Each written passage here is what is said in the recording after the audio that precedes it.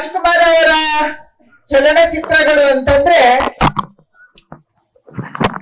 ಅದು ಕೇವಲ ಮನೋರಂಜನೆಗೆ ಸೀಮಿತ ಆಗಿರ್ಲಿಲ್ಲ. ಅದೊಂದು ವಿಚಾರವನ್ನ, ಒಂದು ಸಂಸ್ಕೃತಿಯನ್ನ, ನಮ್ಮ ಯುವ ಪೀಳಿಗೆ ಹೇಗೆ ಬದುಕಬೇಕು ಅನ್ನುವಂಥದ್ದನ್ನ ಹೇಳಿಕೊಡುವಂತ ಒಂದು ಪಾಠ ಆಗಿತ್ತು. ರಾಜ್ಕುಮಾರ್ ಅವರ ಎಲ್ಲ ಚಲನಚಿತ್ರಗಳನ್ನ ನಾವು ನೋಡಿಲ್ಲ. ಆದ್ರೆ ಇವತ್ತು ಯಾರು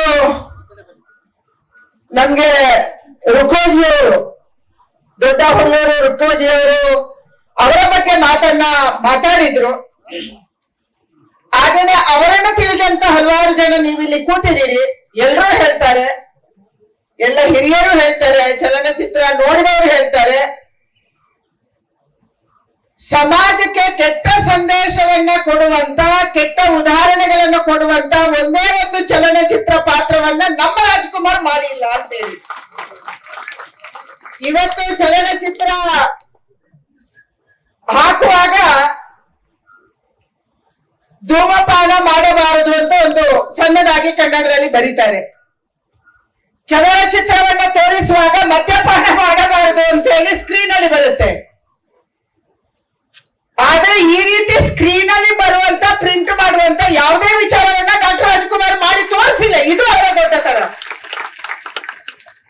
ಸಮಾಜಕ್ಕೆ ಒಳ್ಳೆಯ ಸಂದೇಶವನ್ನು ಕೊಡುವಂತ, ಯುವಕರಿಗೆ ಪ್ರೇರಣೆ ಕೊಡುವಂತ, ಯುವಕರಿಗೆ ಶಕ್ತಿ ಕೊಡುವಂತ, ಯುವಕರು ಹೇಗೆ ಬದಲಾವಣೆ ಆಗ್ಬೇಕು ಅನ್ನುವಂತ ಚಲನಚಿತ್ರದ ಪಾತ್ರಗಳನ್ನಷ್ಟೇ ಅವರು ಒಪ್ಕೊಳ್ತಾ ಇದ್ರು. ಇವರು ಅವರ ಗ್ರೇಟ್ನೆಸ್ ಆಗಿತ್ತು. ಅದಕ್ಕಾಗಿ ಅವರು ಇವತ್ತು ಕೇವಲ ಒಬ್ಬ ನಟರಾಗಿ ಉಳಿದಿಲ್ಲ, ಅವರೊಬ್ಬರು ಸಂತರಾಗಿ ಇವತ್ತು ನಮ್ಮ ಮಧ್ಯೆ ಉಳಿದಿದ್ದಾರೆ.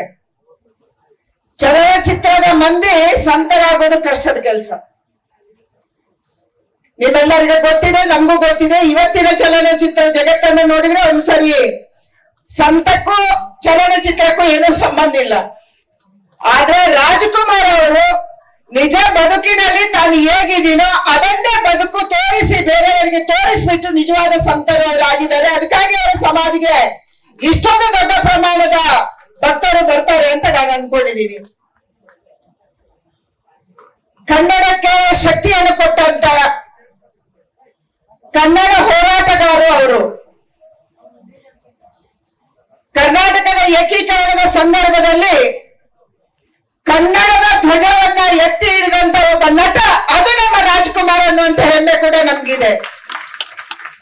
ಇವತ್ತು ಬೆಂಗಳೂರಲ್ಲಿ ಹಲವಾರು ಜಾಗಗಳಲ್ಲಿ ಕನ್ನಡವನ್ನ ಕೇಳುವುದೇ ಕಷ್ಟದ ಸ್ಥಿತಿ ಇದೆ ಅನ್ನುವಂತ ಸ್ಥಿತಿಯಲ್ಲಿ ಈ ರಾಜ್ಯದ ಏಕೀಕರಣಕ್ಕೆ, ಈ ರಾಜ್ಯದಲ್ಲಿ ಕನ್ನಡವನ್ನು ಉಳಿಸುವುದಕ್ಕೆ ಕನ್ನಡದ ಹೋರಾಟ ಮಾಡಿದ್ರು, ಕಲೆಯನ್ನ ಬೆಳೆಸಿದ್ರು. ಸಂಗೀತ ಇವತ್ತು ನಾವು ಹೇಳ್ತೀವಿ, ಬಹಳ ದೊಡ್ಡ ದೊಡ್ಡ ಕಲಿತವರಷ್ಟೇ ಫೇಮಸ್ ಆಗ್ಬೋದು ಅಂತ ಆಗಿರ್ಲಿಲ್ಲ.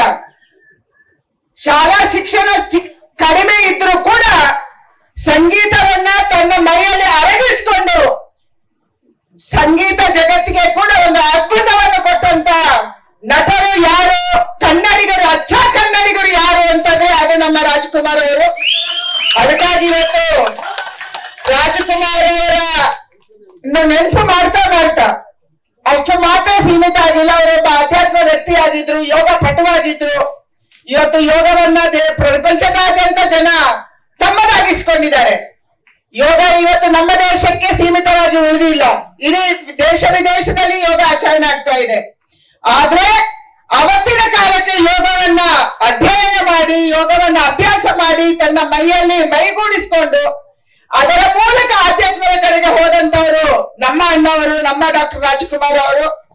ಅದಕ್ಕಾಗಿ ಅವರ 97ನೇ ವರ್ಷದ ಈ ಜನ್ಮ ದಿನಾಚರಣೆಯ ಸಂದರ್ಭದಲ್ಲಿ ಮತ್ತೊಂದ್ಸರಿ ಅವರ ಪಾದಾರವಿಂದಕ್ಕೆ ನಮನಗಳನ್ನ ಸಲ್ಲಿಸ್ತಾ, ಅವರು ಹಾಕಿಕೊಟ್ಟಂತ ದಾರಿ, ಅವರು ಕೊಟ್ಟಂತ ಪ್ರೇರಣೆ, ಅವರು ಕನ್ನಡಿಗರಿಗೆ ಮತ್ತು ಕಲಾವಿದರಿಗೆ ಕೊಟ್ಟಂತ ಒಂದು ದಾರಿದೀಪ, ಒಂದು ದಾರಿ ನಮ್ಮ ಮುಂದಿನ ಪೀಳಿಗೆ ಕೂಡ ದಾರಿದೀಪ ಆಗಲಿ ಅನ್ನೋಂತ ಆಶಯವನ್ನ ವ್ಯಕ್ತ ಮಾಡಿ ಬಹಳ ಖುಷಿ ಆಯ್ತು. ಇವತ್ತು ಡಾಕ್ಟರ್ ರಾಜ್ಕುಮಾರ್ ಅವರ ಅತ್ಯಂತ ಪ್ರೀತಿಯ ಪುತ್ರ ರಾಘವೇಂದ್ರ ರಾಜ್ಕುಮಾರ್ ಅವರು ಕೂಡ ಬಂದು ನಮ್ಮೆಲ್ಲರನ್ನ ಹರಿಸುವಂತ ಕೆಲಸವನ್ನ ಮಾಡಿದ್ದಾರೆ. ಎಲ್ಲ ಕಲಾವಿದರು ಬಂದಿದ್ದೀರಿ, ನೀವೆಲ್ಲರೂ ಕೂಡ ಬಂದಿದ್ದೀರಿ.